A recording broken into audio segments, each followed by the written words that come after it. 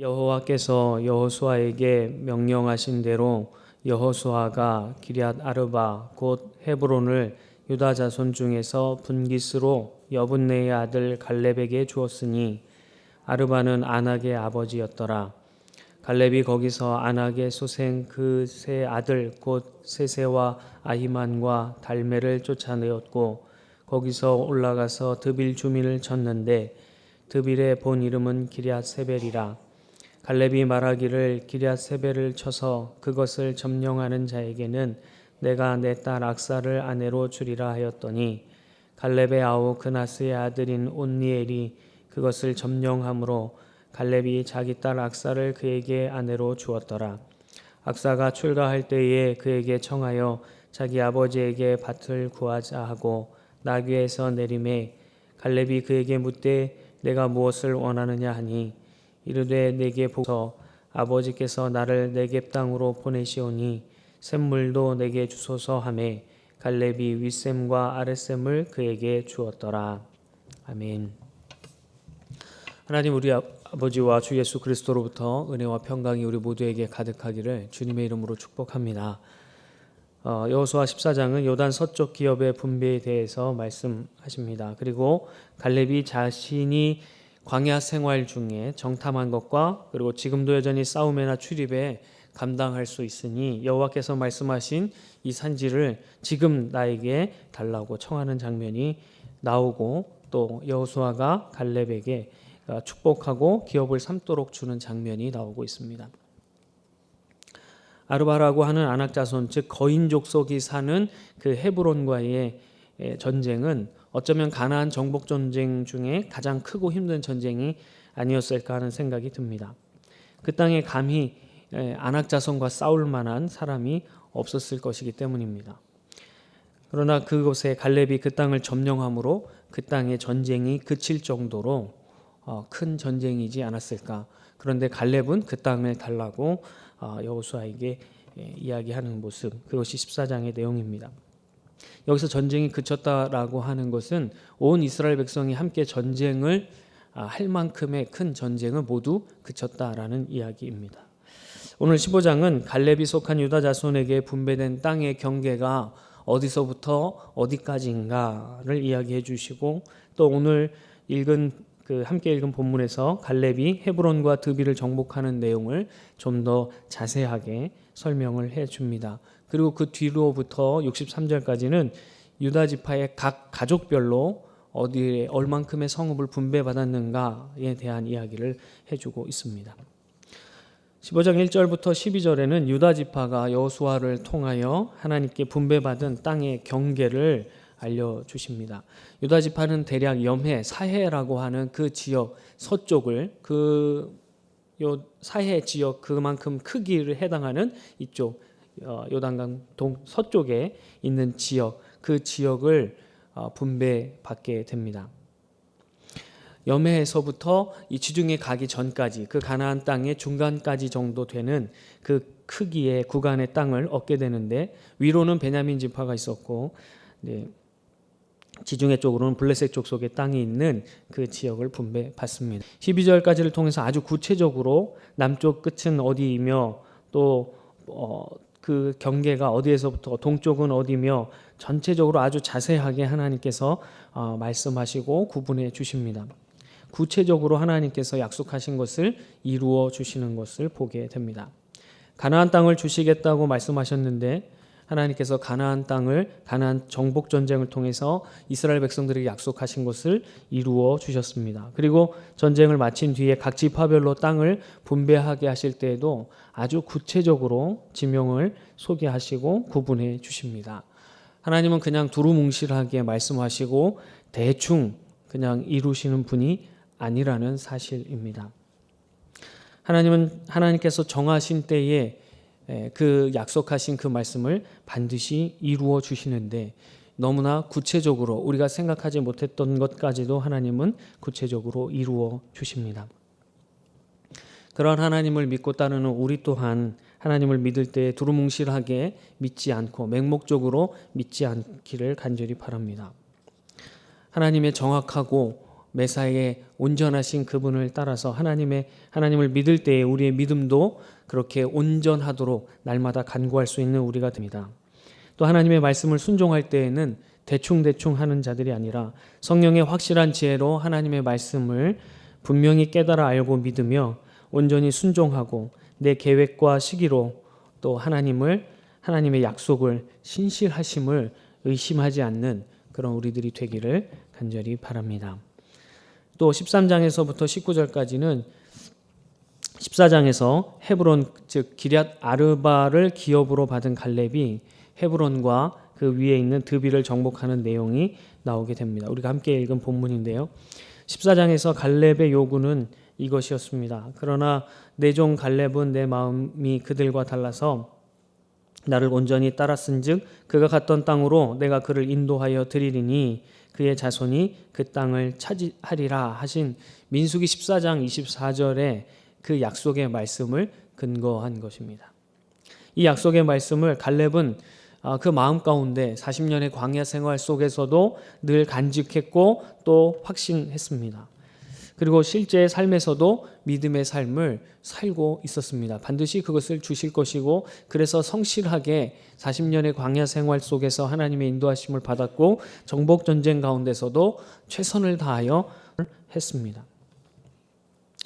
언제든지 그는 한결과 같은 그 믿음을 가지고 살았던 것입니다. 그리고 14장 14절의 말씀처럼 변함없이 여호와를 온전히 쫓고 따르는 그런 삶을 살았습니다.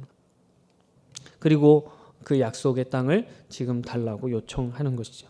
그리고 본문 읽었던 13절부터 19절에는 그것을 온전히 여호와를 의지하고 나아가서 그 약속의 말씀을 성취하게 되는 그 은혜를 누리게 되는 장면이 나옵니다. 하나님께서 이렇게 온전히 여호와를 쫓는 자들에게 어떤 일을 이루시는가? 물론 약속을 이루어 주실 뿐만 아니라 세상의 사람들이 감당할 수 없는 일들을 이루게 하십니다. 갈렙이 달라고 했던 그 헤브론 즉 기럇 아르바는 아르바의 성읍이라고 하는 뜻입니다. 기럇이라는 것이 성읍이라는 뜻인데 기럇 아르바 하면 아르바의 성읍이라 하는 뜻입니다. 아르바라고 하는 사람이 성읍을 짓고 그곳에서 후손들을 번창하게 했는데 그 아르바라고 하는 사람은 거인이었습니다. 그리고 그 후손 중에 아낙이라고 하는 사람이 있는데 그 중에서도 가장 큰 거인이고 가장 유명했던 것 같습니다. 그래서 기럇 아르바 성읍에 사는 아낙 자손 그들은 거인 족속이었다라고 불리게 되기 때문에 그렇습니다. 이들은 보통 사람들이 그 가나안 땅의 보통 사람들이 함부로 넘볼 수 없는 그런 거대한 사람들이었죠.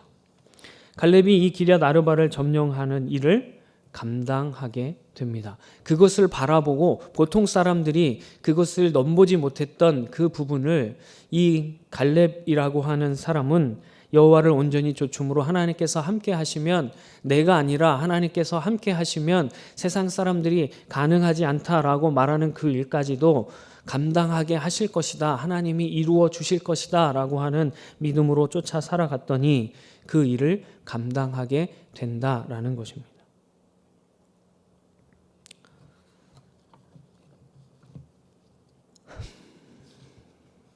하나님은 이 세상의 어떤 사람들보다도 또 어떤 권력보다도 태산과 같은 그런 어려운 문제일지라도 우리가 상상하는 그 이상의 것을 우리가 그 상상하는 그 이상의 어려움들과 고난이 우리에게 다가올지라도 하나님은 그보다 크신 분입니다.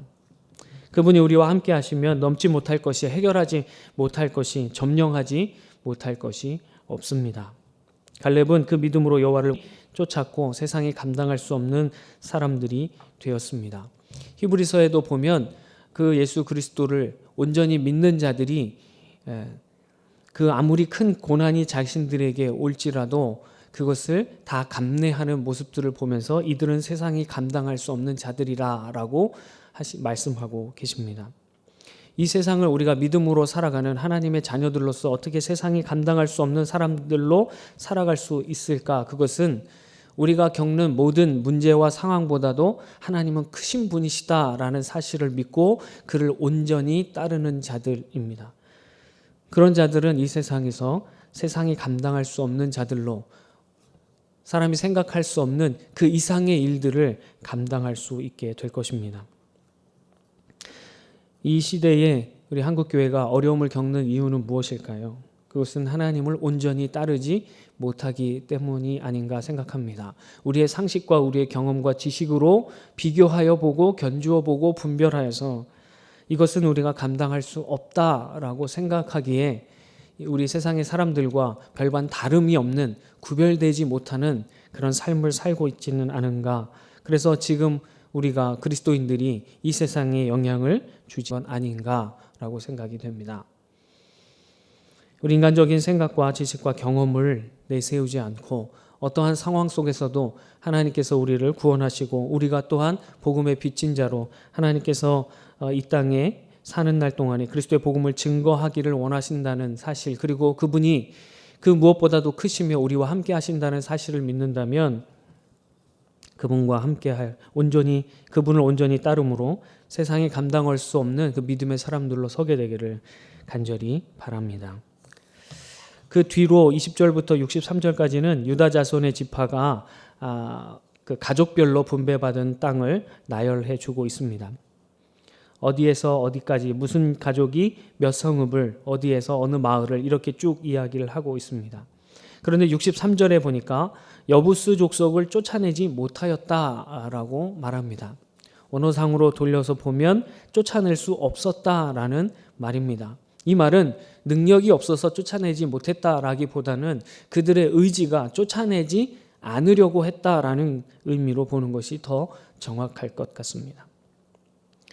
왜냐하면 이스라엘 백성들은 그동안에 유목민이었는데 가나안 땅을 허락하신 뒤에는 정착해서 농사를 짓고 그 열매를 살아야 하는데 아무도 농사를 지어본 경험이 없기 때문이죠. 16장 10절에서도 보면 요셉 자손이 그 다른 가나안 이방인 족속을 쫓아내지 않았고 그들을 종으로 삼아서 노역을 했다는 말씀을 보면 분명히 이 말씀이 더욱 분명해집니다. 하나님의 말씀에 온전히 순종하지 않았던 것입니다. 63절에 보니까 유다 자손이 그들과 함께 살았다라고 말씀하시는데 이 함께 살았다라고 하는 단어는 한 객체가 다른 객체와 가까이 지내면서 어떤 공간만을 공유하는 것이 아니라 무엇인가 공유했다라는 것입니다. 무엇인가 함께 나누고 영향을 주고받았다라는 의미가 여기 안에 담겨 있습니다. 그러니까 이스라엘 백성들, 특별히 유다 자손들이 여부스 족속을 몰아내지 않고 그들과 함께 살았다라고 하는 것은 그들의 모든 것을 함께 나누었다라는 것입니다. 농사 짓는 방법이며 그들의 삶이며 그들의 섬기던 신까지 모두 공유하고 함께 살아갔다라는 것이에요. 이스라엘 백성들이 가나안 땅에 살면서 이스라엘 백성들이 전체 출애굽을 해서 계속 사는 날 동안에 이스라엘 역사 속에서 보면 이스라엘 백성들은 하나님을 떠나지 않았습니다. 그러나 하나님은 그들을 나를 떠났다, 나를 배반하였다, 나를 버렸다라고 말하고 있습니다. 여기에서도 보면 이스라엘 백성들은 하나님을 떠나지 않았습니다. 버리지 않았습니다. 그러나 거기에 혼합하여 가나안 땅에 섬겼던 이방 신들을 다 섬기게 되었습니다. 혼합되었던 것입니다. 온전히 하나님을 섬기지 않았던 것입니다. 전쟁에 능하신 하나님은 우리를 보호하시고 우리의 싸움에 우리를 이끌어 가시는 분이시기에 그분은 그때 필요한 분이고 농사를 지을 때는 풍요의 신 바알이 필요한 것이다 라고 생각하는 것이죠. 자신들의 생각대로 자신의 상식대로 그래서 하나님을 믿고 따르는 것이죠. 하나님을 온전히 너와 내 사이에 내 얼굴 앞에 너와 나 사이에 다른 신을 두지 말아라. 내게 다른 신을 두지 말라고 하는 것은 네 얼굴과 내 얼굴 사이에 다른 것들을 껴넣지 말아라 라고 하는 말씀이신데 그러므로 너와 내가 가까이 서로 마주보고 다른 것은 바라보지 말아라 라고 말씀하시는 것인데 이스라엘 백성들은 가나안 땅에 들어가서 가나안 땅을 정복한 이후에 다른 것을 보게 되는 것이죠. 그래야 온전히 하나님을 따르기를 원하는 하나님의 백성들이 혼합되었기에 하나님을 떠났다, 나를 버렸다라고 말씀하시는 것입니다.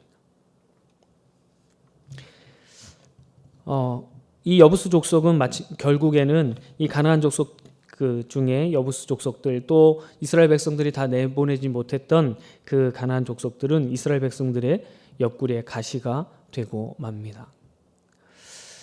우리도 이것을 오늘날 우리에게 적용해 본다면 하나님을 섬길 때에 나의 생각과 경험을 주입하지 말라라는 것입니다. 하나님의 말씀하실 때에 함께 무엇인가 행하려 할 때에 하나님의 말씀대로 순종하는 것, 하나님의 일을 할 때에도 하나님의 말씀대로 행하는 것입니다.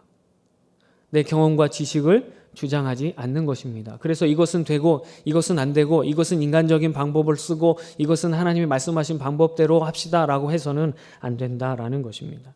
온전히 끝까지 하나님의 말씀대로 순종할 수 있기를 간절히 바랍니다.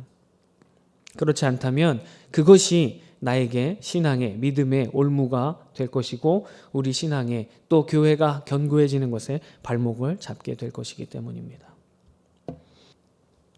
그래서 자신의 것을 주장하지 않고 인간적인 방법을 주장하지 않고 정말 우리가 생각할 수 없는 우리가 과연 이것을 해낼 수 있을까라고 의심이 될 때라도 하나님의 말씀을 끝까지 붙잡을 수 있는 우리가 되기를 바랍니다. 말씀을 맺겠습니다. 하나님은 하나님의 말씀을 온전히 따르는 하나님의 백성을 원하십니다. 약속하신 것을 반드시 이루시는 하나님처럼 신실한 그런 하나님의 자녀 또 신실하신 약속의 말씀을 온전히 믿고 순종하는 자녀를 원하십니다. 또 그것에 자신의 생각과 경험을 더하지 않고 오직 하나님의 계명만 순결하게 또 끝까지 붙드는 자녀를 찾고 계십니다. 우리에게 이런 자녀가 되는 은혜가 가득하기를 주님의 이름으로 축복합니다. 기도하겠습니다.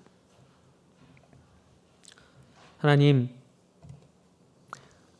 우리가 주님의 자녀로 살아갈 수 있도록 오늘도 주의 생명을 부어주시고 이 아침에 나오게 하시니 감사합니다. 하나님은 온전히 이루시는 분이시며 또 온전한 그 믿음과 순종을 원하시는 분이심을 우리가 함께 나누었습니다.